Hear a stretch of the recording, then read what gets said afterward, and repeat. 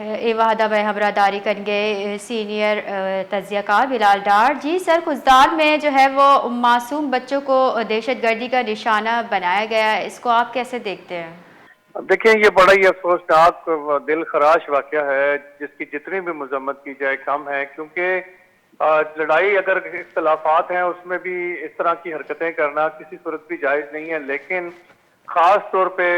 بچوں عورتوں اور بوڑھوں کو نشانہ بنانا یہ تو کسی صورت بھی کسی معاشرے میں بھی اس کی اجازت نہیں دی جاتی۔ دنیا بھر کی روایات اس کی مخالفت کرتی ہیں، اصول اس کی مخالفت کرتے ہیں، اور بلوچ معاشرے میں تو خواتین اور بچوں کو خصوصی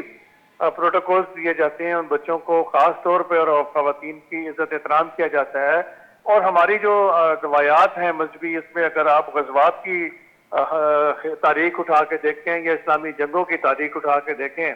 تو اس میں بچوں اور عورتوں کو اور بوڑھوں کو امان بخشی گئی ہے، لیکن یہ بڑا دل خراش واقعہ ہے کہ معصوم بچوں کو ٹارگٹ کر کے ان کو نشانہ بنایا گیا ہے۔ آج 5 معصوم بچوں کی جانیں گئی ہیں، 40 زخمی ہیں بچے۔ تو پہلے ہی یہ پوری دنیا میں جو فلسطین میں ہو رہا ہے، خاص طور پہ جو وہاں بچوں کی معصوم بچوں کی اموات ہوئی ہیں، شہادتیں ہوئی ہیں، اس کے حوالے سے پوری دنیا میں پاکستان سمیت ہر مکاتب فکر، ہر طرح کے ہر مذاہب کے لوگوں نے اس پہ احتجاج کیا کہ بچوں کی کو مارنا کسی صورت بھی انسانیت نہیں ہے اور یہ بہت بڑے کرائم ہے۔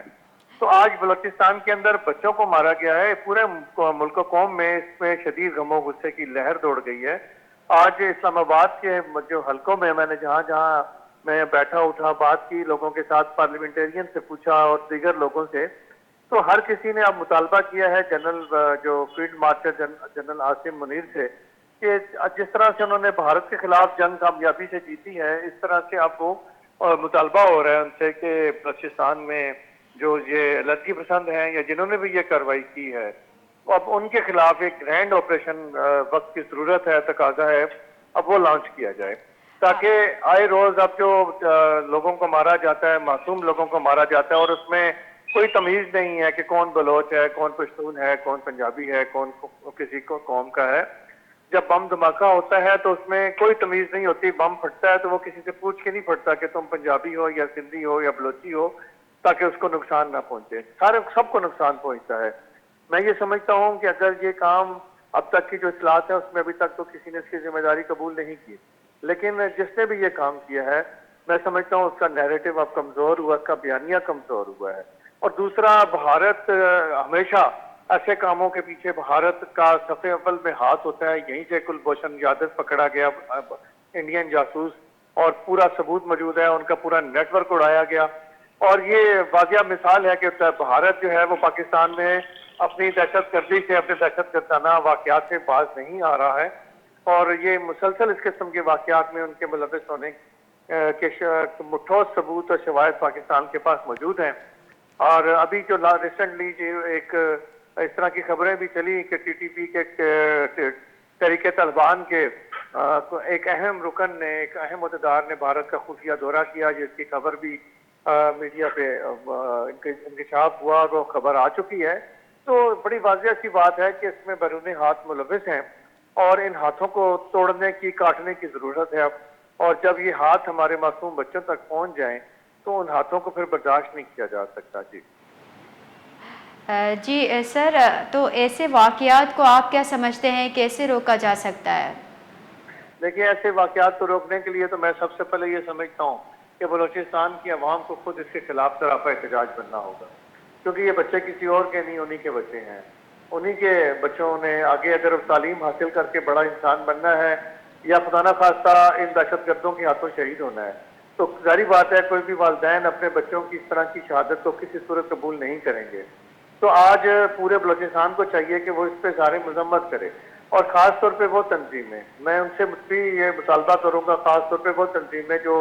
مسنگ پرسنز کی بازیابی کے لیے احتجاج کر رہی ہیں، اور وہ ٹھیک ہے، ان کا مطالبہ جائز بھی ہے کہ اگر کسی نے کوئی غلط کام کیا ہے تو اس کو کورٹ میں پیش کر دیا جائے یا ان کو پیاروں سے ملایا جائے، لیکن یہ واقعہ